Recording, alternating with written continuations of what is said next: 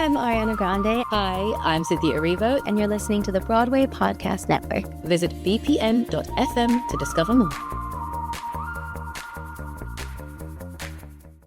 Welcome to The Wrong Cat Died, the podcast breakdown of the catastrophe. I'm your host, Mike Abrams, and today we're covering the rockstar cat, the best cat, and the one who is responsible for turning millions of children into furries, Rum Tum Tugger.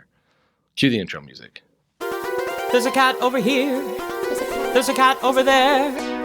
And the wrong one died. And the wrong one died.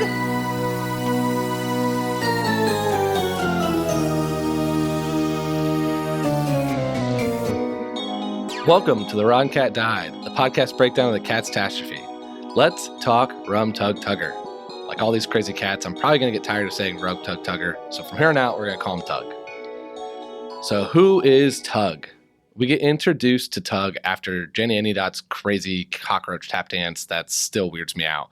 But Rum Tum Tugger comes in with an extremely extravagant entrance. He's the rock star, and he is adored and loved by all of the lady kittens. You could tell that every single one is obsessed with him and is giving him the googly eyes and just really eyeing him down. But some of the older cats actually hate him, and you can see he's rubbing a few of them the wrong way. Mr. Mistopheles in particular looks at him and calls him a terrible bore midway through his song. But Rum Tum Tugger is probably one of the best parts of this show. He's called a curious cat, and he comes in and just brings down the house with his rock star. His core lyric is, "For he will do as he do, and there's no doing anything about it," which is a boss lyric. Just imagine, he's basically saying, I am who I am, deal with it. So just look at a few examples from his song. He basically says, if I give you a house, he wants a flat. If you give you a mouse, he wants a rat. If you let him in, he wants to go out. And he keeps going and going and going, where he basically says, whatever you're doing for me, I don't care. I want the opposite because I am who I am. And this fits. It fits because he's a rock star, and you can tell he is the rock star to the core. And as a rock star, like the lead singer, he's the fan favorite. And what's the fan favorite do and do most? There is a ton of sexual undertone with his song. He is hip thrusting, he's gyrating, he's on stage doing back and forth and back and forth. There's even one section where there's literally 5 kittens on the ground, and he goes back and forth singing his song and hip thrusting with his ass and his crotch back and forth, right into their faces. I can only imagine how many cast members took an accidental crotch to the face during rehearsal. It was one of the funniest parts of this entire song.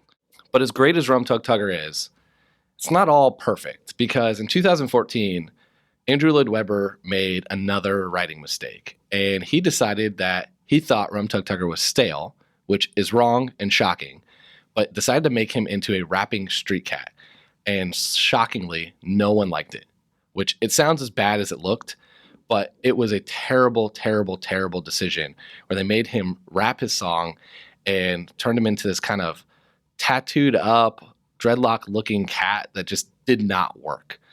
So they changed him right back for the New York run. It only lasted like a short period, but just the idea of changing him into a rapper is blasphemous. Beyond that air, Rum Tum Tugger is definitely one of the best parts of this show. He's probably the reason for furries everywhere, and there are a ton of comments of young men who said that they had incredibly uncomfortable sexual thoughts about a male cat, and Rum Tum Tugger is the reason why. If you don't know what a furry is, be careful Googling it. As much as I loved Rum Tum Tugger's character, it's probably worth noting that he was kind of a dick to Grisabella early in the play. He gives her the really standoffish feel and doesn't do a great job of kind of like accepting her even remotely at all in the beginning. And since he's the rock star, he kind of feels like the leader, so everyone kind of follows suit. But as she sings Memory, he kind of takes a turn and becomes almost adored and gives her this like really amazing ovation. So this is kind of a confusing piece for him because, as you know, like I think Rum Tum Tugger is going to be one of the best, but he definitely sides with Grisabella towards the end. There is one side pot to this. As we learned from Old Deuteronomy, there's a chance that Grisabella is his stepmom, so that could be part of the reason for the animosity up front. Either way, Rum Tum Tugger should be and is one of the best parts of this play, and Jason Derulo is about to absolutely crush this role in the movie.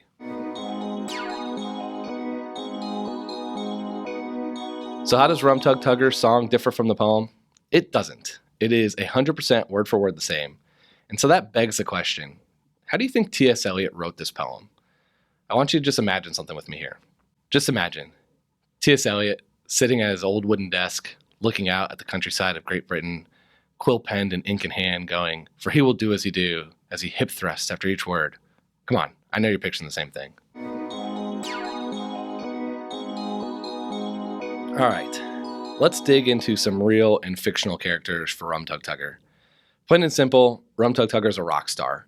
So if you take into consideration the slight bisexual undertone, you can relate him to almost every single 80s rock star. Guys like David Bowie, Prince, Mick Jagger, Freddie Mercury, all come to mind. And I would love to have seen just any one of those guys perform this in the 80s. Can you imagine seeing David Bowie or Freddie Mercury going up stage and gyrating to Rum Tum Tugger's song? It would have been incredible. Let's look at some fictional characters, though. And so I want to stick with the rock star angle here. What about Aldous Snow from Forgetting Sarah Marshall or Getting to the Greek? Another kind of rock star, does as he does, doesn't listen to anybody, does his own thing. Plus, can't you just imagine Rum Tum Tugger singing a song called Inside of You while thrusting his hips all over the beach? Definitely seems to make sense.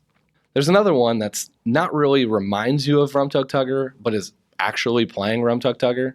There's an episode in Modern Family in season 4, and Cam is trying to save an old tree from getting cut down at their house. Early in the episode, it's revealed that he's in a local production of Cats, and at the end of the show, he runs straight from production to climb in the tree to prevent the firemen from cutting it down. Who's he dressed up as? You bet it's Rum Tum Tugger. He ends up getting stuck in the tree, requiring the firemen to actually cut him down, which is just brilliant TV writing. So that's the only part that gives me a little unease, because there's no way Rum Tum Tugger would ever get stuck. He's way too cool. Let's look at two more, but let's take a slightly different angle. What if instead of a gritty rock star, we talk about some pretty boys? The first one that came to mind is from a cult classic movie, Empire Records. I hope you've seen it. If you haven't, it's great. You should definitely go see it. But what about Rex Manning, which is the entire premise of the movie is Rex Manning Day. He's crazy selfish and a major star. He comes off as a little bit standoffish and is going to do exactly what he wants. He pretty much is loved by every single one of the females and even sleeps with one of the younger characters. And he is hated by all of the males. So it definitely has a little bit of Rum Tum Tugger feel to it, except everyone hated Rex Manning by the end of the show, and I still think everyone loves Rum Tum Tugger. And last but not least, isn't Rum Tum Tugger a little like Uncle Jesse from Full House? Early in the show, he does exactly what he wants, doesn't listen to anybody, does his own thing, all about his music, does a lot of female hip thrusting as well. But he has a turning point in season 3 where he tries to become Dr. Dare again and attempt this crazy motorcycle stunt. I don't know if you remember this episode. He ends up going, but pulls out at the last second and has a turn to become a better person, which kind of, again, feels a little bit like Rum Tum Tugger. Starts off as this bad boy, but then really turns around and comes around to Grisabella. Just feels a lot of similarities to the musical. Plus, Uncle Jesse writes a cat food jingle sometime in the middle of the run for a company called Kitty Krispies. And you bet your ass, Rum Tum Tugger seems like a Kitty Crispy eater. All right, the internet rumor mill. There are some wild theories in general. Tugs is fairly tame, especially for a character that I thought would be much, much wilder. But there are a couple gems in here. So the first one we confirmed in episode 1, which is that he is Old Deuteronomy's son, and he's probably the brothers for a bunch of these cats. The second one is, I want to get the astrology out of the way. I have referenced that I know nothing about it, and after episode 2 and the cattimes.com website, which completely freaked me out, I'm never researching cat astrology again. So Rum Tum Tugger is a Libra, do with that as you will. This is one that's a little interesting, that I don't really know what to make of it, and I'm hoping that either the listeners or we'll be able to get some answers at some point to provide some clarity. But there's some speculation from both actors and fans that the 2016 New York revival, there was some kind of rocky relationship between Rum Tum Tugger and Scrimbleshanks. The notes basically say that every night they had a different relationship. Some days it was heated enemies, some days they were good friends, some days they were lovers, but there's nothing else past that. It's just that the two characters and potentially the two actors had this kind of weird, interesting relationship both off and on stage. So I'm hoping to ask a few cast members if we can get in touch with them, and I want to know the details from behind the scenes. But as a listener, if you know more about this, please let us know. We'd love to hear some of the backstories on how this came, especially since it's recent with the most recent New York cast. Next rumor. And I love this rumor because there's absolutely no way to verify it unless you happen to be in the one show the one time that this happened. But there's a rumor that Rum Tum Tugger saw, as he was singing his song, a lady in the first few rows dressed in a full Cats costume as Rum Tum Tugger. And since his character is supposed to have a ton of personality, and the Cats go out into the crowd. And yes, quick side note, if you don't know this and you go see the show, the Cats go into the crowd and get right in your face. So if you are like me and you do not want to be part of the show, sit somewhere in the middle and stay far away from the aisles because it is terrifying. But, side note over, Rum Tum Tugger goes out into the crowd, makes this lady get up, takes her seat, keeps singing his song, and encourages her to go on stage. That's the rumor. I have no idea if it's true, but I love everything about it. So, note to self, note to any listeners, if you don't want to go on stage, if you don't want to dance, don't dress up as a cat as you go to the show. Last rumor, and definitely the most salacious. There's a rumor that Mr. Mistopheles and Rum Tum Tugger are actually a couple. And just like Brad and Jennifer and Benifer, the fans have dubbed him Tugstopheles. I think that's how you pronounce it. It kind of makes sense, though. Mr. Mistopheles sings in Rum Tum Tugger's song. Rum Tum Tugger sings in Mr. Mistopheles' song. They dance closely. They sit together. They're whispering each other's ears. They're hugging throughout the play. If you just watch just the two of them, it's either they're dating or it's an extremely awkward bromance. But it totally makes sense that these two guys could be dating. Favorite YouTube comment. There's nearly 3,000 YouTube comments for this video, and only about 10% of them mention Jason Derulo. But you're going to catch a theme here, and it's a theme that makes a ton of sense. So, Zodiac, the first. I'm not a furry. I'm not a furry. I'm not a furry. I'm not a furry. I'm not a furry. Edit. Yeah, I think I'm a furry now. Silent Girl. Cats, making people question their sexuality since 1981. Organic Water. Let's face the facts. Rum Tum Tugger is not neutered. Sammy Woods. I was already gay before watching this, but it still made me 50% gayer. Sugar M18. I never realized just how damn horny all these cats were. And last but not least, Lord Ravioli, which is a great name. Listen, I'm not saying that cats made me a furry, but that's exactly what happened. So why does Rum Tum Tugger deserve to die over Grisabella? Well, let's talk about it from the two angles. The first angle is from a competition standpoint, because let's face it, I look at the show as America's Got Talent, The X Factor, The Voice, American Idol. That's essentially what it is, with old Deuteronomy being the judge. So from a purely competition standpoint, Rum Tum Tugger sings 2 songs. All the rest of the cats sing 1.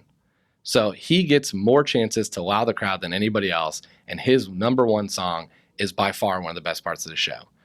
I believe the correct term in your Broadway terminology is that this was like a callback. I still don't really know how this works. I think it's audition, then callback. Either way, he's getting 2 songs, everyone else is getting 1. Purely from the competition standpoint, he gets more of a chance. But from the other side, if this is also like those shows, if this was voted on by America, every single person attracted to men would be voting for him, which would give him millions and millions and millions of votes. He has the most personality of all these cats, and he brings out the entire sexual tension in this play. He's unapologetically himself, which is definitely endearing, and he lives the I am who I am motto, which is totally respectable and totally lovable. Plus, lots of rock stars tragically die young, so he's kind of right in that right age range where he's at the peak and probably deserving of his next life. Quick counter argument, as amazing as Rum Tum Tugger is, the rapping street cat horrible mistake for those 2 years was a disaster. And during those 2 years, Grisabella deserved to die 1,000% more than Rum Tum Tugger's rapping version. So, kind of hard to ignore that travesty for a couple years. So how do we rate Rum Tum Tugger? On a scale of 1 to 9 cat lives, I give Rum Tum Tugger 8.5 cats. 1 cat for every 10 crotch thrusts he does during the show. It'd be a perfect 9 out of 9 if it weren't for the rapping street cat debacle. Andrew Lloyd Webber, again, another mistake you've made.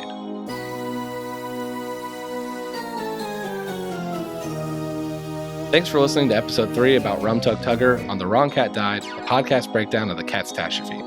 To follow along, you can subscribe on Apple Podcasts, Spotify, Stitcher, or anywhere else you listen to podcasts. Follow us on Twitter and Instagram at The Wrong Cat Died, or check out our website, thewrongcatdied.com.